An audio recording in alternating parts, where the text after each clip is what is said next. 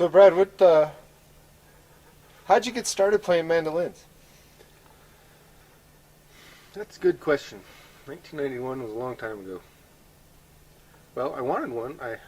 It was originally, I believe, hearing Grisman, it turned out to be, and I liked the sound of what it was. Found out it was a mandolin. My dad gave me a violin, and I decided to trade it for a mandolin, which was a good idea, except I traded it for a bad mandolin, which was, I'm not going to name the name, but it was a mass-produced one, plywood, not built for sound, just built to be one. And I don't know, that was good, but it was, you can't, there's only so much that can happen with something like that, so that's kind of how it started. And then I had another one that was inexpensive that sounded better, and then I decided, the best way perhaps to have a good sounding one with not a lot of money invested is to build one. My dad actually started the actual building. I came home for Christmas one year from Los Angeles, and he had started bending a rib, the wood that goes around the side. Just he was curious to see if he could, and he started bending one, so it became a sort of project during Christmas to put together a mandolin. We had some spruce because he was building a house, so we had some England spruce. Some extra, pretty much. He knew it was stone wood, so we thought we'd try that, and so that's kind of what happened. Sort of a father-son project. I don't know, kept going from there. Decided that maybe building more mandolins would be better than laying tile or anything else. Right, you don't want people to walk on your work? Exactly. There's nothing. I love tile. I love building something solid. Something that's just it's very concrete. It's an awesome thing, and you make music. It's not concrete. It has time as part of it. Once the time has passed, it's not part of the moment anymore, and that tile's always there. It's part of the moment. I speak mostly of a rock floor that I built. It made me think about building things that were solid, as opposed to being a musician, which I'd always been. So, yeah, that's what happened there. So you got into building mandolins in 2002? Yep. And that was March of 2002. Decided maybe I should build a couple and see if I could sell them. So how many different versions do you think you've done of the F style as you've gone through the process? This is number 68. This is the most recent one with strings on it, so 68. 68. You wanna? Yeah, they're all different, so well, slightly different. I mean, they're all based on the same, the same design, but all you have to treat the wood differently, so it's not all just about exact measurements everywhere, and you have to be intuitive, and some need to be thicker. And it depends on who you build for too. You want to do different things that way. So, and it's a long ongoing experiment to see, what does a good mandolin sound like? And, that's the question too. Is what are you trying to? What is it supposed to sound like? Well, what do you like? What sounds good? So is it pleasing? Does it hurt? Do those notes hurt the ear, or does the ear like it? And it's hard to get in someone's head. So it's obviously everyone's opinion is going to vary, so that's why it's a good thing there are a lot of different kinds of mandolins, and they all sound different. Django key.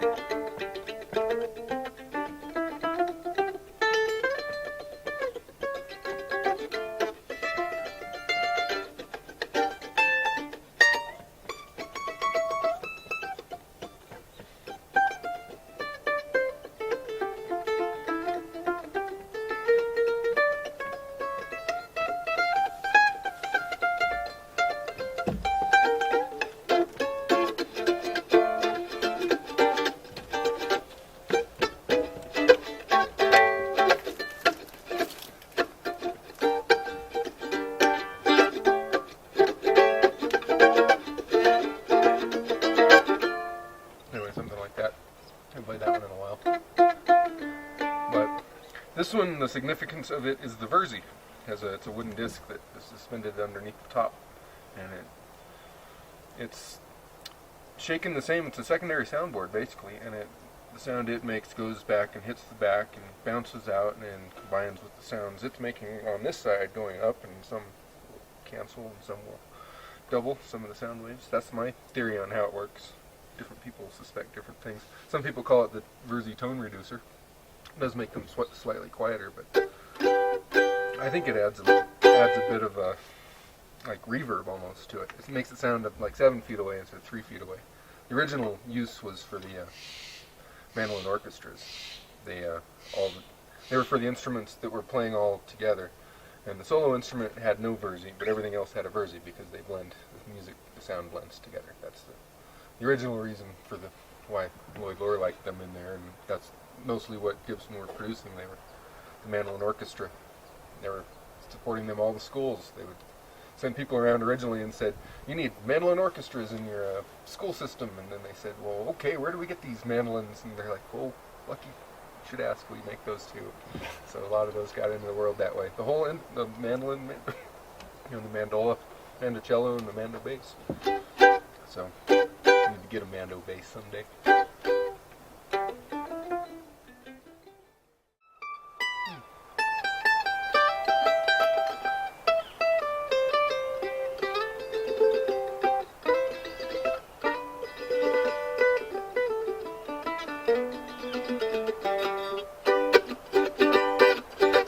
It kind of does have that same bassiness that this other one has.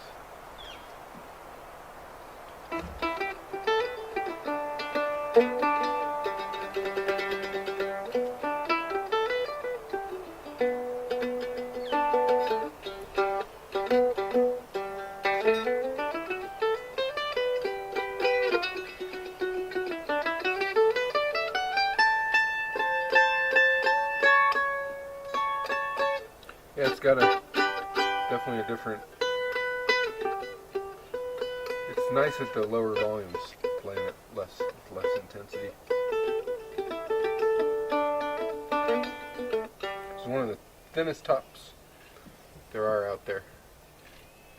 This one's thin top too. And what number is that you got? This is 53. Yeah, there were 4 of them that I built with really thin tops. A different sort of bracing thing. I was, part of the experimenting, and it turns out that's the way to get something. If someone plays really lightly, And it's good for recording, and people that don't hit it very hard, it has a good tone with very little effort, which is really nice. If you're a really hard-hitting bluegrass, old Monroe style sort of player, it might be. Well, it's got a nice cutting thing to it. It could probably be fine, actually.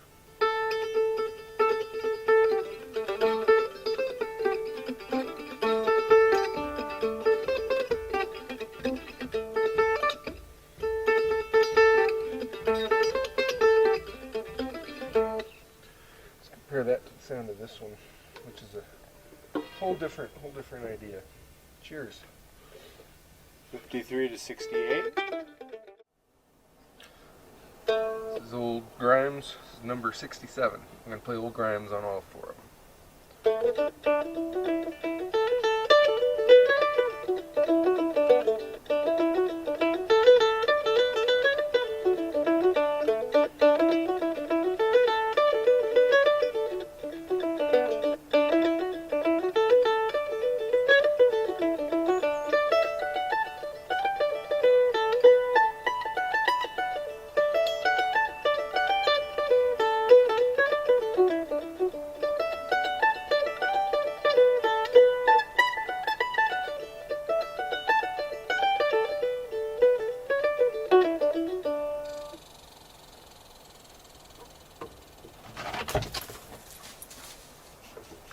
Let's hear it on number 53, at least a portion of it.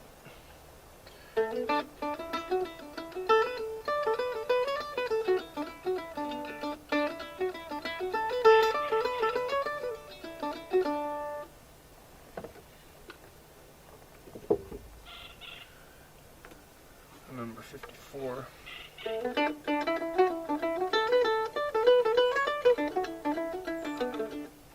That's with the Versi. Yep. And number 68.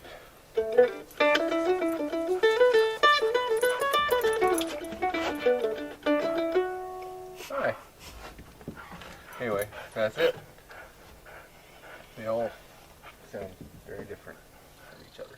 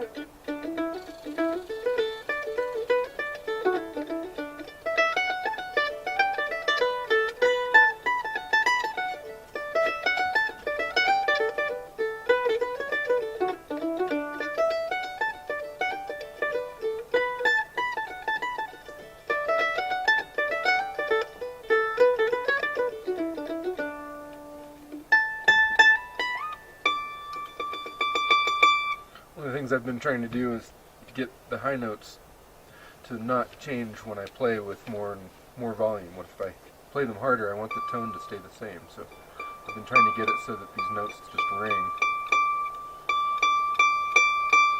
I can play them pretty loudly, and it still has the same tone, which is kind of cool. Anyway, pretty good, huh? It's loud. And I like that they do that because they haven't always done that, so that's new. I like that's part of the new. The late 60s. Yep. Anyway. Give us another fiddle tune. Another fiddle tune. Angelina Baker? Yeah, let's do a little. I could do that.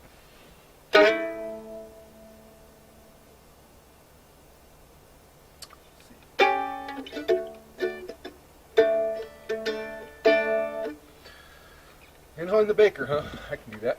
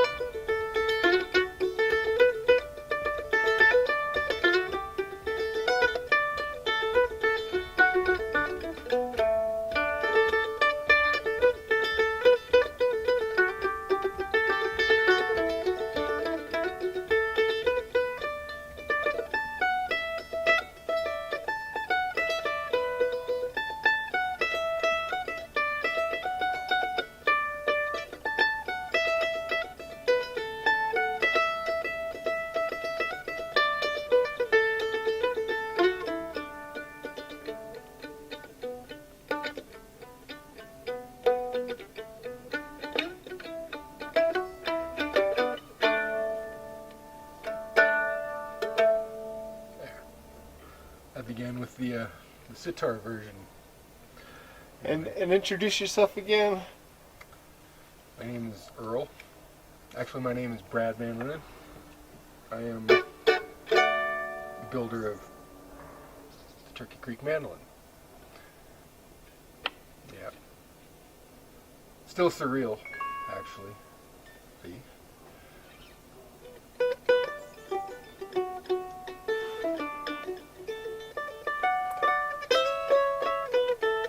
You think after 8.5 years it wouldn't be surreal anymore, but it is. It's still hard to.